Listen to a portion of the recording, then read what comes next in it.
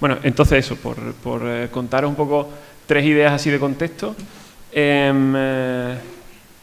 La primera, eso, que sirve así también un poco como de provocación, es que básicamente esto parte de una hipótesis que es la de entender, para empezar, que el urbanismo como disciplina, es básicamente una disciplina, lo que hace es imponer una ideología económica en el territorio, ocultando o intentando ocultar que el espacio es una producción social. Esta es una viñeta de los situacionistas donde dice que la construcción de las ciudades será un asunto de todos cuando el último urbanista se ha colgado sobre las tripas del último pedagogo. Y yo creo que esa condición también de la verticalidad, de lo que supone esa imposición, digamos, territorial o geográfica de una ideología económica, bueno, como podríamos, digamos, debatir mucho sobre eso, pero bueno, como lanzo así las ideas de contexto un poco como para ver desde dónde o a qué nos enfrentamos, por así decirlo, ¿no? La segunda idea parte de la situación de la ciudad de Málaga. Básicamente, una ciudad que hemos intentado explicar como desde hace como casi 2 décadas, que se encuentra ya en una situación de colapso turístico demencial y digamos como que no sabemos como de qué manera intentar explicárselo como al resto de la gente que estudia las ciudades, que viene a las ciudades también, pero básicamente, por ir muy rápido y hacer como un resumen muy sintético, básicamente la ciudad de Málaga lleva la última, desde finales del año 99, una cosa así, coincidiendo con la entrada en la alcaldía del actual alcalde de Málaga, diseñando una marca de ciudad, que es esta que vemos aquí, que intenta hacer una especie de utilizar digamos, la coincidencia de que Picasso nació en Málaga, que es de hecho lo único que hizo en Málaga, para generar un dispositivo de atracción turística, atracción de capital básicamente, y que luego, bueno, la marca va evolucionando, introduciendo cómo se van, digamos, inaugurando pues una serie de museos a raíz de eso. El Museo Picasso es el primero, ahora hacemos un recorrido rápido por eso, pero bueno, en este cartel de esta inmobiliaria se ve como muy bien la intención. Y en este trabajo de Rogelio López Cuenca también, ya desde hace mucho tiempo. Básicamente aquí, en un proyecto que hicimos, que está financiado por la Junta de Andalucía, que se llama Overture City, intentamos estudiar precisamente la relación que había entre las inauguraciones de los museos, los rojos son museos, en el Centro Histórico de Málaga, los museos y los planes, los 3 planes urban que hay sobre solamente el Centro Histórico de Málaga y la relación que tienen con, digamos, vender, que era una operación de alguna manera ciudadana, ¿no? Peatonalizar, distintos procesos de rehabilitación y de mejora del espacio, que al final lo que han hecho es básicamente elevar el precio de la vivienda, expulsar a la gente. Esto es un estudio del censo de la población. Lo azul es la pérdida y lo rojo es la ganancia de población.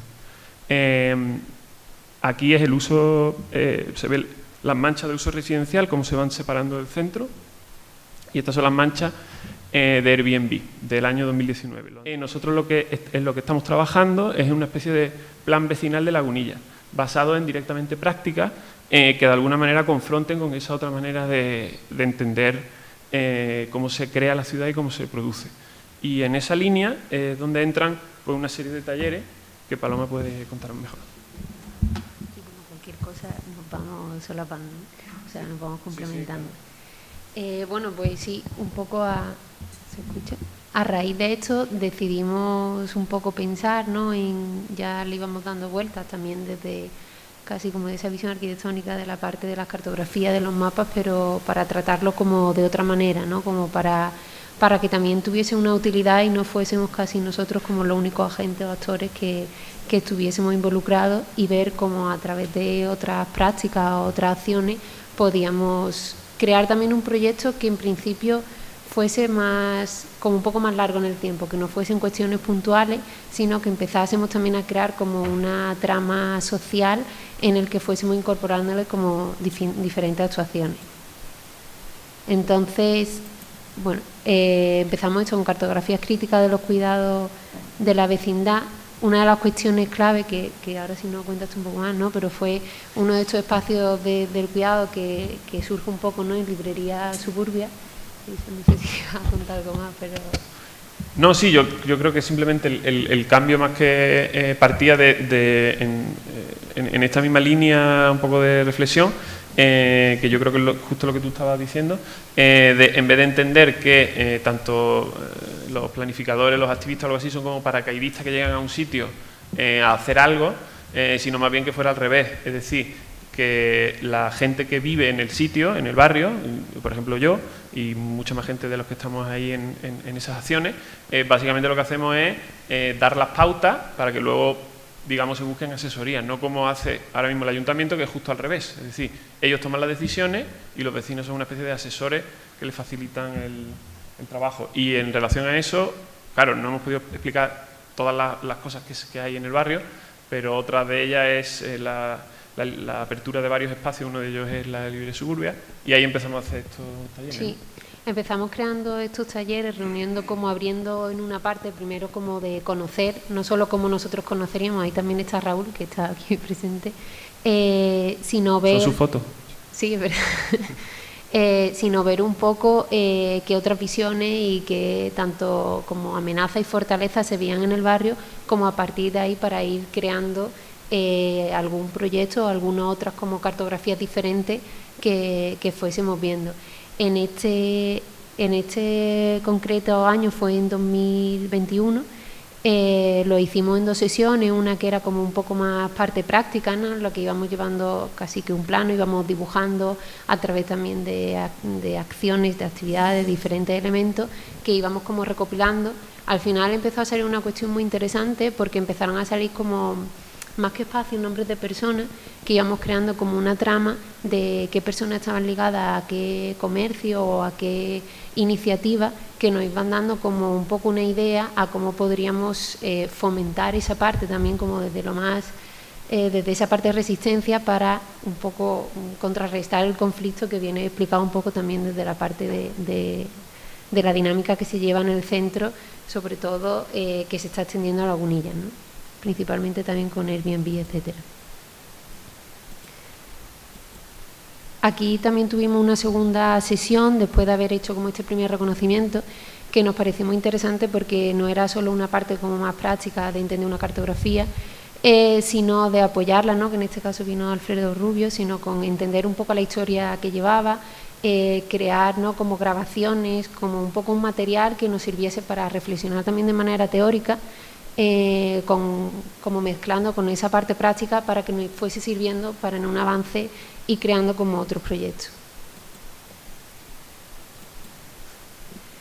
Bien, un poco más rápido. La segunda parte fue... Vale, ya voy terminando.